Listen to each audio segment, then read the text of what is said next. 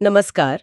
आज हम एक दिलचस्प विषय पर बात करने वाले हैं, ऑर्डर ब्लॉक।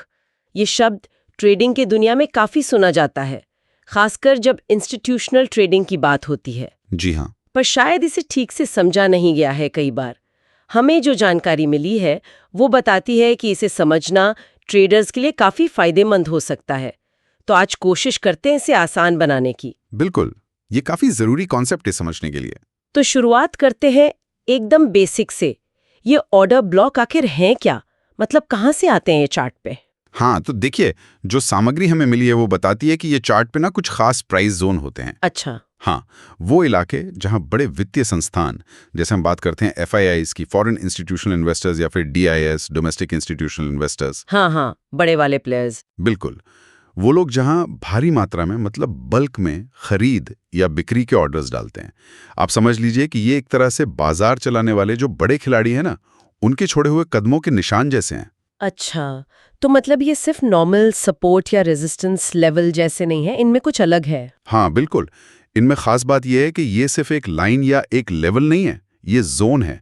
और ये सिर्फ जोन भी नहीं, ये बाजार की साइकोलॉजी, उसकी ताकत के सुराग हैं। अक्सर क्या होता है, रिटेल ट्रेडर्स इन चीजों को नजरअंदाज कर देते हैं। वो शायद सिर्फ इंडिकेटर्स देख रहे होते हैं। मान लीजिए RSI ओवरसोल्ड दिख रहा है और वो कूद पड़ते हैं ट्रेड में। हाँ, ये तो होता है, पर वो ये नहीं सोचते कि भाई कीमत उसी लेवल पर क्यों रिएक्ट कर रही है। ऑर्डर ब्लॉक उस क्यों का जवाब देने में मदद कर सकता है, क्योंकि वो बताता है कि देखो, पहले यहां पर बड़े ऑर्डर्स लगे थे। ये तो वाकई दिलचस्प है। मतलब ये सिर्फ टेक्निकल लेवल नहीं, उसके पीछे एक कहानी है। सही पकड़ा, एक कहानी है। तो फिर अगला सवाल यही आता है कि इन इम्पोर्टेंट जोन्स को, इन ऑर्डर ब्लॉक्स को पहचाना कैसे जाए चार्ट पर? स्रोत कुछ तरीके बताते हैं, है ना? जी हाँ, कुछ मुख्य बातें हैं जिन पर ध्यान देना होता है। जैसे? सबसे पहले देखिए, एक मजबूत चाल, मतलब एक बड़ी इम्पल्स कैंडल। इम्पल्स कैंडल मतलब वो कैंडल जो तेजी से ऊपर या नीचे जाती हैं। हाँ बिल्कुल, ऐसी कैंडल जो कम समय में कीमत में अच्छा खासा उछाल या गिरावट दिखा दे। ये जरूरी इसलिए है क्योंकि ये दिखाती है कि उस जोन से बाजार में एक मजबूत फोर्स, खरीदारी की या बिकवाली की, आई है। ये अचानक नहीं होता, इसके पीछे अक्सर बड़े ऑर्डर्स होते हैं। ओके, पहला कदम मजबूत चाल यानी इम्पल्स कैंडल। और फिर उस तेज चाल से ठीक पहले देखिए, अक्सर वहां एक छोटी सी कंसोलिडेशन या जमाव दिखेगा। मतलब कीमत थोड़ी देर के लिए एक रेंज में अटकी हुई सी लगती है। अच्छा, वो कंसोलिडेशन क्यों इंपॉर्टेंट है? वो इसलिए इंपॉर्टेंट है क्योंकि वो फेज होता है जहां बड़े संस्थान बिना कीमत को ज्यादा हिलाए डुलाए धीरे धीरे अपने बड़े ऑर्डर्स जमा कर रहे होते हैं। अच्छा, चुपचाप अपना काम कर रहे होते हैं। हाँ बिल्कुल, चाहे खरीदना हो या बेचना हो, ये उनकी तैयारी का फेज है, उस बड़ी चाल से ठीक पहले का। इसी कंसोलिडेशन एरिया का जो हाई और लो पॉइंट है ना, उसको मार्क करने से ही हमें वो ऑर्डर ब्लॉक जोन मिल जाता है। समझ गई। तो इम्पल्स मूव से पहले का कंसोलिडेशन, और क्या वॉल्यूम का भी कोई रोल है इसमें? हाँ, वॉल्यूम बहुत जरूरी है। स्रोतो इस पर काफी जोर देते हैं। अक्सर आप देखेंगे कि या तो उस कंसोलिडेशन जोन में, या फिर जब ब्रेकआउट होता है उस जोन से, तो वॉल्यूम में बढ़ोतरी दिखती है। अच्छा, ये इस बात की पुष्टि करता है कि हाँ, वहां सच में बड़े पैमाने पर गतिविधि हुई थी। ये एक तरह का कंफर्मेशन है कि ये सिर्फ कोई रैंडम उतार चढ़ाव नहीं था। पहले कंसोलिडेशन हाई लो मार्क किया, वॉल्यूम देखा। अब इसका महत्व क्या है? एक ट्रेडर के लिए ये जानकारी कैसे काम आ सकती है? देखिए, इसका सबसे बड़ा फायदा है ट्रेडिंग में कॉन्फिडेंस का बढ़ना और रिस्क मैनेजमेंट का बेहतर होना। वो कैसे?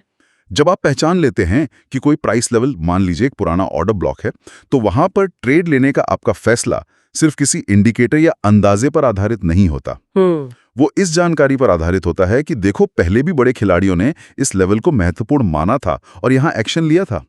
तो इससे क्या होता है, संभावित रूप से आपको बेहतर रिस्क रिवॉर्ड रेशियो मिल सकता है। अच्छा, क्योंकि आप उन जगहों पर एंट्री या एग्जिट कर रहे हैं जहां से कीमत में बड़ी हरकत होने की संभावना ज्यादा है, और ये आपको गलत ब्रेकआउट में फंसने से भी बचा सकता है। आप असल में बाजार के जो बड़े दिग्गज हैं, उनके नक्शे कदम पर चलने की कोशिश कर रहे होते हैं। इसे थोड़ा और साफ करने के लिए स्रोत्स में TCS का एक उदाहरण भी है ना?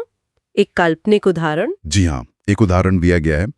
मान लीजिए TCS का स्टॉक गिर रहा है, फिर वो एक रेंज में, समझिए 3,550 रुपए से 3,580 रुपए के बीच कुछ समय के लिए रुकता है, कंसोलिडेट होता है। तो स्रोत कहता है कि ये वो जगह हो सकती है जहां इंस्टीट्यूशंस चुपचाप खरीदारी कर रहे थे, ऑर्डर्स जमा कर रहे थे। ओके। और फिर उस कंसोलिडेशन के बाद स्टॉक तेजी से ऊपर बढ़ जाता है, एक इम्पल्स मूव आता है। तो अब ये जो 3550 से 3580 का जोन है, ये एक बुलिश ऑर्डर ब्लॉक बन गया, मतलब खरीदारी वाला ऑर्डर ब्लॉक। तो भविष्य में अगर कीमत वापस से जोन में आती है तो? हाँ, यही तो खास बात है। भविष्य में अगर कीमत किसी भी वजह से गिरकर वापस उसी 3550 3580 जोन में आती है, तो ये एक संभावित खरीदारी का मौका बन सकता है। क्यों? क्योंकि ये एक स्थापित ऑर्डर ब्लॉक है, एक ऐसी जगह जहां पहले से ही बड़ी खरीदारी का सबूत मौजूद है। ये एक तरह से कीमत की मेमोरी की तरह काम करता है। ट्रेडर्स इस जोन में कीमत के पहुंचने पर दूसरे कंफर्मेशन भी देख सकते हैं, जैसे कोई बुलिश कैंडलस्टिक पैटर्न, जिससे उनका विश्वास और बढ़ जाता है। ठीक है, ये काफी क्लियर हुआ। तो इस पूरी चर्चा का सार क्या निकलता है, मतलब निचोड़ क्या है? निचोड़ ये है कि ऑर्डर ब्लॉक हमें सिखाते हैं कि चार्ट पर सिर्फ इंडिकेटर्स या पैटर्न्स देखने से आगे बढ़ना होगा। हमें उन एरिया पर, उन जोन्स पर गहराई से ध्यान देना चाहिए जहां संस्थागत पैसा, बड़ा पैसा लगा था। ये कीमत के उतार चढ़ाव के पीछे की कहानी को समझने जैसा है कि आखिर उस लेवल पर ऐसा क्या हुआ था कि बाजार ने इतनी मजबूती से प्रतिक्रिया दी। यह हमें कीमत की सतह के नीचे देखने में मदद करता है, आप कह सकते हैं। ये तो बाजार को देखने का एक बिल्कुल अलग नजरिया है। सिर्फ ऊपर नीचे नहीं, बल्कि क्यों ऊपर नीचे हो रहा है, ये समझने की कोशिश। बिल्कुल। और यहीं से एक और सवाल उठता है जो शायद हमें आगे सोचना चाहिए। क्या सिर्फ ऑर्डर ब्लॉक की पहचान कर लेना ही काफी है, या हमें यह भी सोचना चाहिए कि उन बड़े संस्थानों ने उस खास समय पर, उस खास कीमत पर ही ट्रेड क्यों किया होगा? मतलब उनके उस फैसले के पीछे क्या बड़े कारण रहे होंगे? कोई इकोनॉमिक न्यूज थी, कंपनी की कोई खास खबर थी? हाँ, ये तो और गहरी बात हो गई। जी, ये विश्लेषण की एक और परत है जो हमें बाजार की शायद और भी गहरी समझ दे सकती है। ये आगे की खोज के लिए एक अच्छा विचार है जो स्रोत सामग्री से भी आगे जाता है।